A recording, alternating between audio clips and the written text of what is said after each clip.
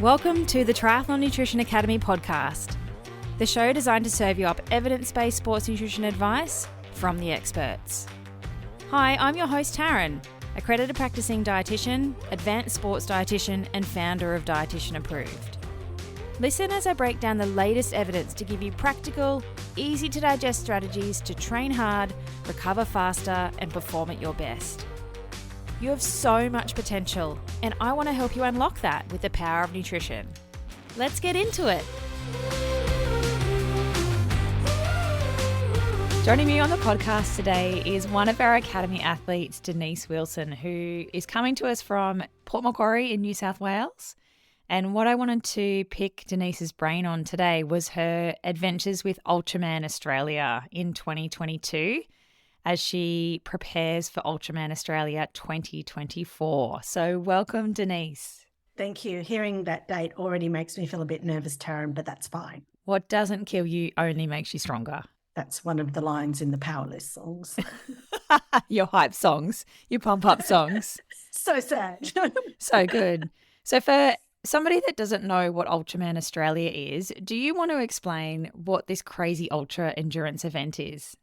Absolutely. So it's a triathlon in its longest form. Day one is a 10-kilometre swim with a 140k ride with about 1,500 metres of climbing. Day two is about 283-kilometre ride with about the same level of climbing.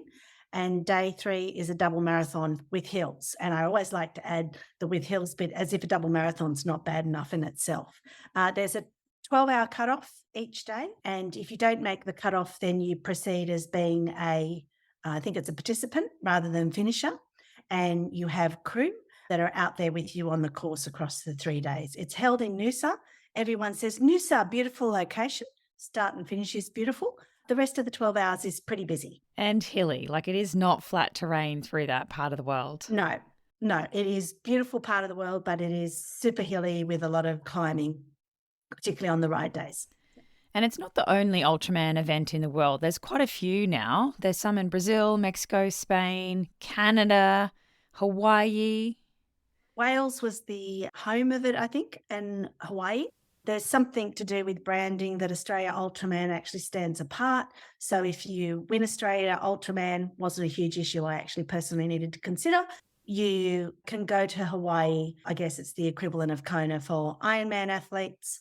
But yeah, there are a few, and I noticed on the entries this year it's getting slightly more popular, whatever that means. I guess people looking for a different type of challenge and adventure. Yeah. So if you're listening and you live in a different part of the world, you could Google and see if there's something in your area if you've got the crazy gene like Denise does, that the longer the better.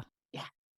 So what on earth made you want to do an event like this? I'm 59 this year. I took up triathlon in 2012. I took up running marathons in 2007, so in my 40s, so a very recent career in ultras. I lived in Sydney all of that time, raising my family and working. Someone said to me, oh, there's an event happening that I'm crewing at that I think you'd really like. I hadn't done an Ironman. I hadn't done a 70.3 race. I might have done one. And I was probably swimming about a kilometre in the pool at that time. I learned as an adult.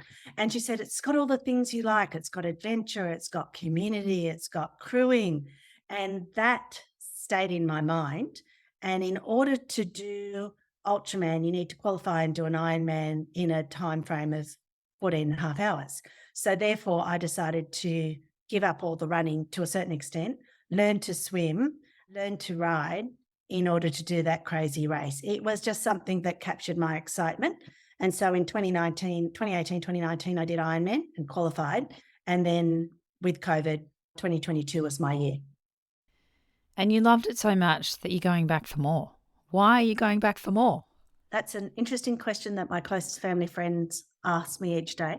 And I seriously thought about it because of all the things I wanted to get out of Ultraman, I ticked 999. The one I didn't tick was finishing day 3. And when I finished, I had decided that I'd given my all to that race and I'd done my very best under the conditions, and that was going to sit there. Ian and I then spent the next 3 weeks on the motorcycle in Western Queensland.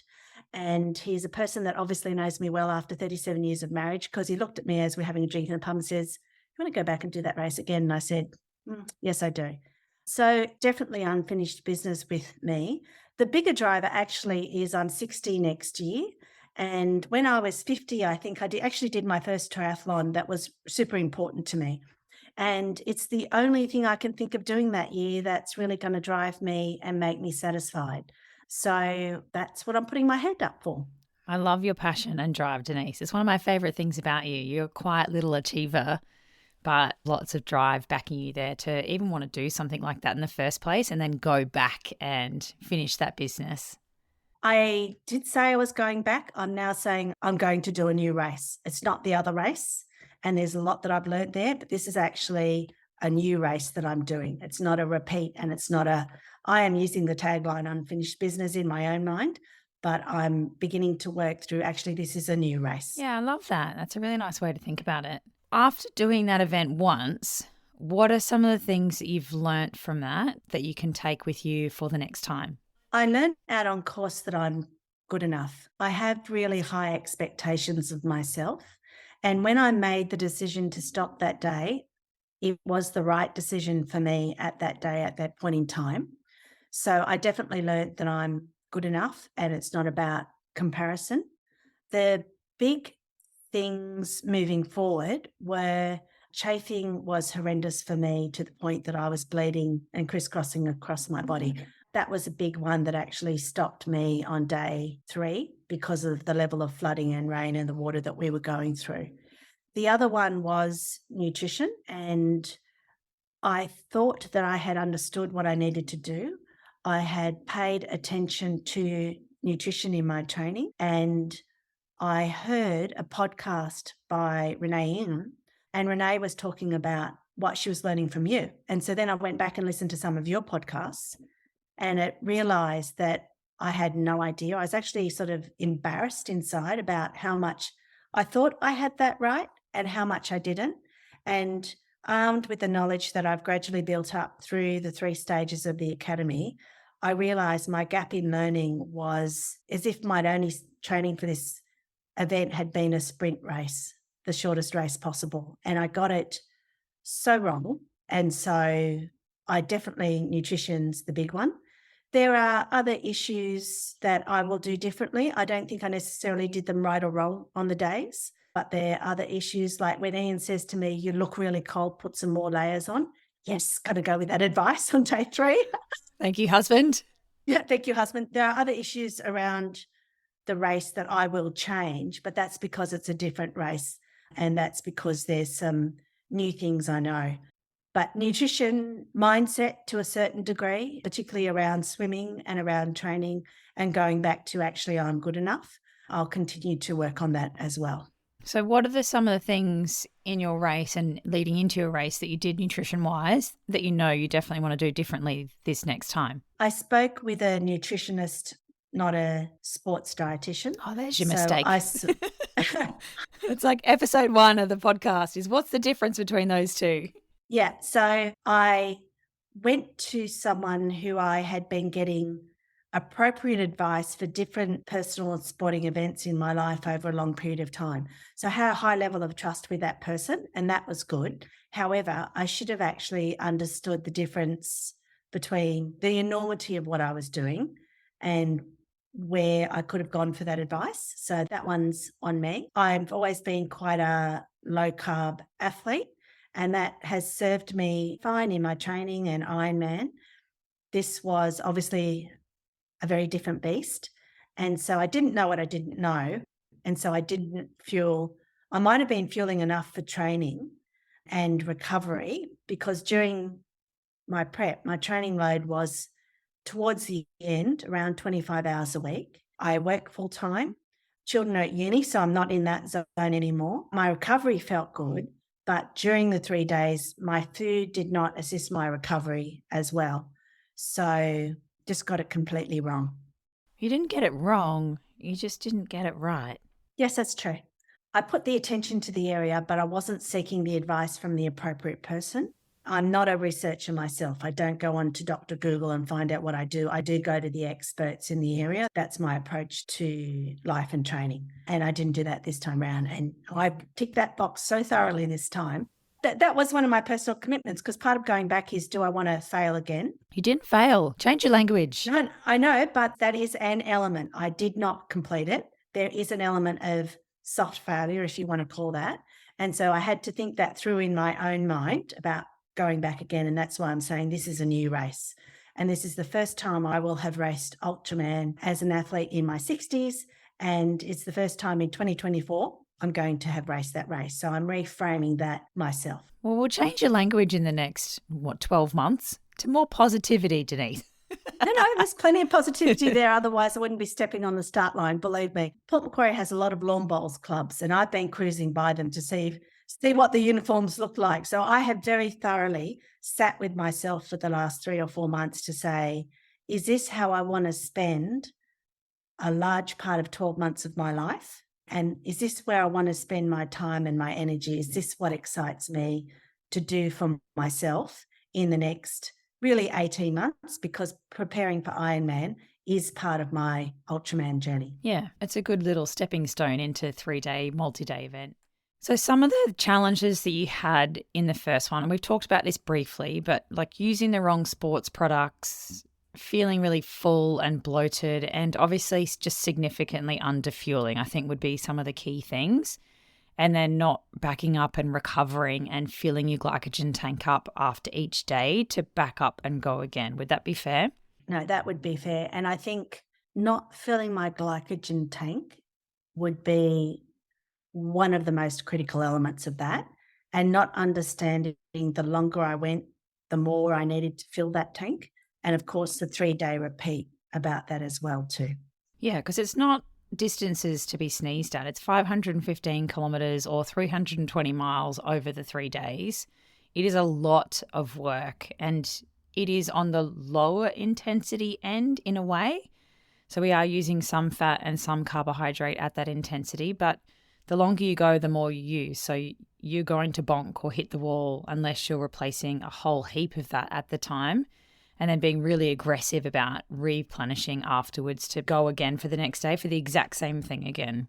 And I think the extra challenge that I have is that I like to get value for money. So I'm out on the course for as long as possible. So with the 12-hour cutoff, I am out there pretty close to that 12-hour mark. And so by the time I get back to the house to recover, it's almost time to go to bed to get up at 4 o'clock the next morning. So I've got to be making the most of all of that time on day 1 and day 2 to fuel. Yeah, it's a very, very tight turnaround. So what are some of the things that you've now equipped yourself with that you're more confident about to toe that start line in 2024? I will have a greater variety of food available to me across those 3 days. I used to eat in a very repetitive, narrow way, and I still do that to a certain extent, but it's much improved to how it was. And so I will have a lot more options across the 3 days, but make sure that all of those options add up to the same numbers that I need across those 3 days. And my crew are really across my strategy. One of them is an academy athlete, so they've experienced your advice. The other one is my daughter, who has seen my athletic journey, as well as family. So they will really understand what I need and will be telling me to take that. I will just reprogram it also differently. And rather than saying, oh, give me one of this or give me one of that, they will be handing me what I need at that time, and I will be having that. So take any decision making out of it really will be the key. I'll also carb load. I don't think I carb loaded at all. Now that I look back, that's another learning. Isn't that exciting? And I will have, for me, a lot more hot food. It was very heavy rain, day 2, day 3. Day 3 was really cold, and I needed more options of hot food because I was so cold and couldn't eat very well by then as well. Yeah, your mouth is pretty manky at the end of 3 days, particularly with, like, you use those spring energy products with a lot of the gels, which are quite thick and hard to get down. And their kind of philosophy is calories rather than carbs. So you might be chewing through a fair whack of calories, but you're not actually doing any fueling for those calories. I will sit down with you and rewrite the plan and train on the plan and have it nailed in my head and have it nailed for the crew so that my body also knows what it's eating, what to expect to have, and how that works for me. Amazing. And you've been playing around with lots of products lately. Like every time I talk to you, you're doing something different, which is good. And I think that's really important to highlight. Like it's not a one size fits all, you've got this plan and it's fixed forever. Like it can constantly change and evolve and even adapt for the different types of events that you're doing. Like your Ironman race nutrition products might be completely different to Ultraman race nutrition products. It's just a different beast. And so your nutrition needs to match that beast. And also during the weather, Noosa can be really hot. It happened to be incredibly wet and cold when we were there. So I'll need to prepare for things I'm really comfortable eating in hot weather and have the cold weather options back as well too. And one of the things that you probably don't realise you know how to do now is to adapt things on the fly and troubleshoot, which is also really valuable in a situation like that. I think that's something I've really learned through the academy because we talk about light, medium, heavy days. And I'm 2.5 weeks out from Ironman Australia. So I have been adapting that training plan. And I've had the printed version that you and I chatted about in October when my training was a bit lighter. And then the printed version we chatted about in February on the fridge. And I often sort of just go back to that just to double check. And this week I couldn't find it. I've obviously put it somewhere else. And I thought every day right now is pretty heavy, except for Thursdays actually for me right now. So I know what that eating looks and feels like. And sometimes I just go back to sort of double check how many carbs it is at dinner or whatever that is. And I'm not fussing about it anymore and it's not stressing me anymore. And of all the things I've learned in the academy, I'm not stressing about food and it's not occupying 23 of my 24-hour waking thoughts around the stress about what I should be eating or drinking. So, Ultraman's amazing and it's exciting. And it's very important to me, but no race defines who I am. And so to have information now through the academy, which means I can go and do any adventure, including lawn bowls, and feel really comfortable about what I'm eating and drinking and enjoying and not be worrying about it, that's a gift that I've been working on quite a lot for the last 10 years and most of my life. So that is the life-changing step for me wherever my race history and my athletic history and my adventure history winds up lying in the next few years. Yeah, that's amazing, Denise. We've never really talked about that, but I think that's a really good outcome of getting some nutrition education is being able to quieten down those noisy voices in your head because the dieting culture is massive and eating for life is so different to eating for triathlon, and it's just trying to get that balance right. We need to think about food as fuel for performance. It's not a punishment. It's not something we restrict. And I think that's a really nice mentality to have, particularly as you head into a 3-day multi-stage event where food is going to have to be your friend. If you have any sort of qualms about it, then you're stuffed. So I think that's a really nice place to be. Like nice to be there early as well. You've got a whole year to sit with that and work on that even further. I think there are a couple of things I wouldn't have compromised in my life to go back and do Ultraman. One is I needed to know I had family support and I've got that in tons, for which I'm very grateful. And then I needed to know that elements of my crew are happy to front up again and the group of supportive women. That's not essential, but it's lovely to know that you're supported and loved and my coach is willing to go for the ride again. But I also need to know that it's not going to make me an unhappy, stressed person for those who I'm spending all my time with. And that's really critical with me, for me. Yep. Yeah. It's all absorbing in a way. Have you got the same coach for this one as you did for the last one? I do. And I'm very fortunate that I work with Ben Johnson at Smart Coaching in Port Macquarie. And Ben is another quiet achiever, actually. He comes up with different options. He takes on board my thoughts and very much my feelings, really works with me to have a positive mindset around what I'm doing, but not unrealistic, and is just there with different ideas and different approaches and can eyeball me at swim squad and know it's been a hard work day or someone's telling me to swim faster where that's not physically possible for me. He'll just nicely say, no, just get in and swim. Don't overthink it. Focus on what you can focus on. And how lucky am I to choose Port Macquarie and not even know such a wonderful coach was here for this crazy race. There you go. So are you doing anything differently with him then from a training perspective, from Ultraman 1 to Ultraman 2? Yes. So we've just worked in the lead up to Ironman, where my work has been really busy. So I've been running on, for me, a slightly lower volume, which is actually really important for Ultraman because, as you say, you can't go out and train those distances all the time. So it's a really good mindset for me. We're working on me understanding that I'm actually quite a good swimmer, that being in the back of the lane is fine. I'm training for an Ultraman and I'm an adult learning swimmer over the last 10 years, but I am more competent than I ever give myself credit for in terms of swimming. Working on my power for the ride and my pacing and confidence for the run, and working on my recovery as well. But when we sat down after the race, and I actually had a real conversation with Ben about, I really want to go and do this. What do you think? We were very much aligned on, if I can tighten my swim time, I was 5 hours 10. The swim time cutoff is 5.5 hours. If I can pull that back a bit, my ride comes back a bit, I get into bed a bit earlier on day one, that sets me up successfully for day two. So that's what we're looking at. Okay. Yeah. And any particular sessions that you're introducing or any different strategies that you can share with us that you're going to do this year? I did some really big events. I did 2 12-hour days in the Victorian Alps on the bike where we climbed crazy Everesting in January. And then in March, I did a crazy one-day race in the Snowy Mountains. I won't do those events this time around. That took a lot of time and energy and in some ways built a lot of confidence, but it also took a lot of recovery. So I will be far more careful in what I sign up for that then poor Ben has to program. I'll actually check with the coach first. That would be most exciting rather than saying, oh, that looks good, let's go and do that. Be a good athlete and do what you're told. Exactly. And also, I'm actually going to take 6 months off work. Ian and I run our own company and have done so for the last 30 years.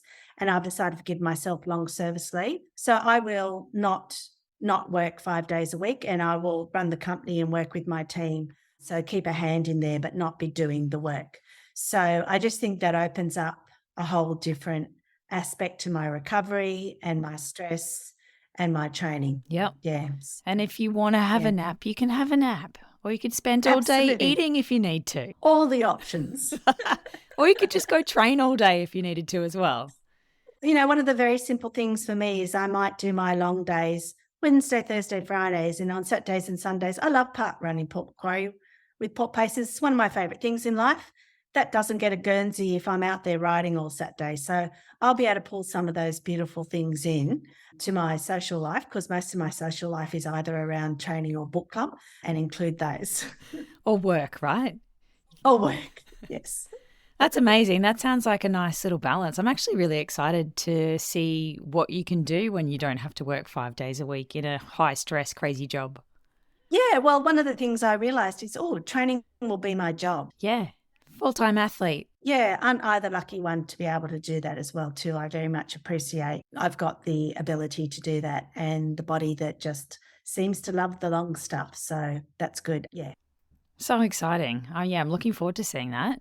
So when will you take time off? From December onwards or a little bit earlier? August the 11th. This year? This year, yeah. So August to May. I'm going overseas for 2 weeks with my mother's group to Sicily, which is so much fun. And then I will come back and we'll have a training block and take it from there. So good.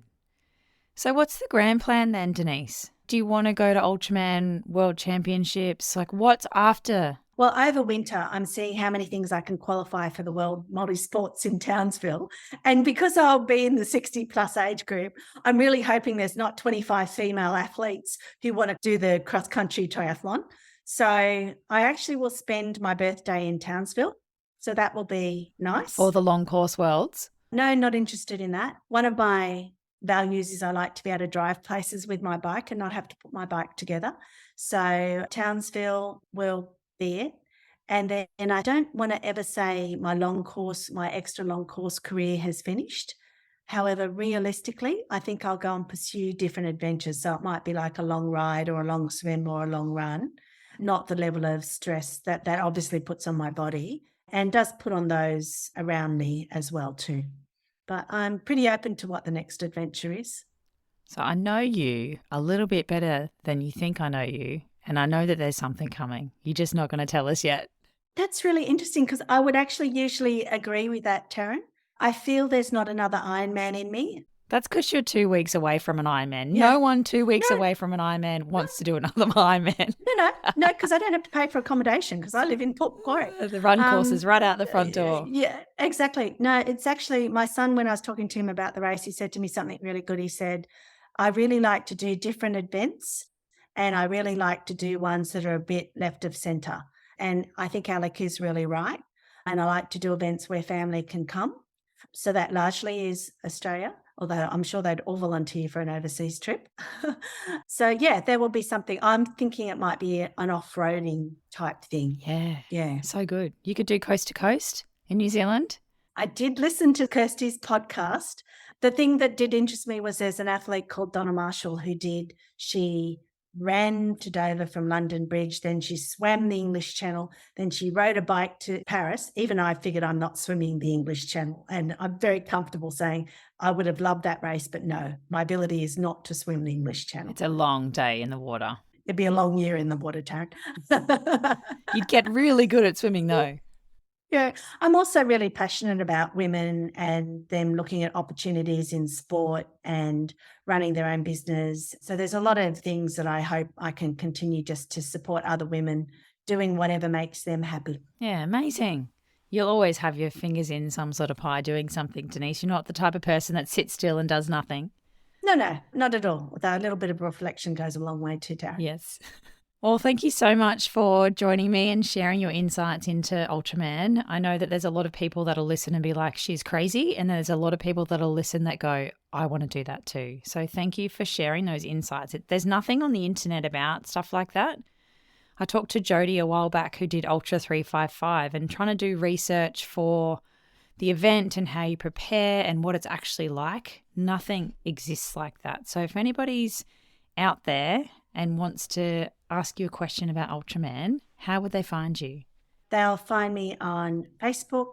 They'll find me on Insta, where I'll be tagged in the post. Otherwise, ask Taryn and she'll give you my details. That's all good. All right, I'll put those links in the show notes too. But good luck and congratulations for everything you've achieved so far. And we'll get you back, if you want to talk about it, after Ultraman 2024.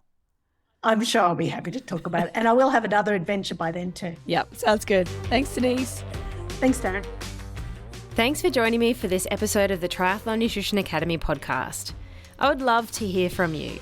If you have any questions or want to share with me what you've learnt, email me at podcast@dietitianapproved.com. You can also spread the word by leaving me a review and taking a screenshot of you listening to the show. Don't forget to tag me on social media at dietitian.approved so I can give you a shout out too. If you want to learn more about what we do, head to dietitianapproved.com. And if you want to learn more about the Triathlon Nutrition Academy program, head to dietitianapproved.com/academy. Thanks for joining me, and I look forward to helping you smash it in the fourth leg. Nutrition!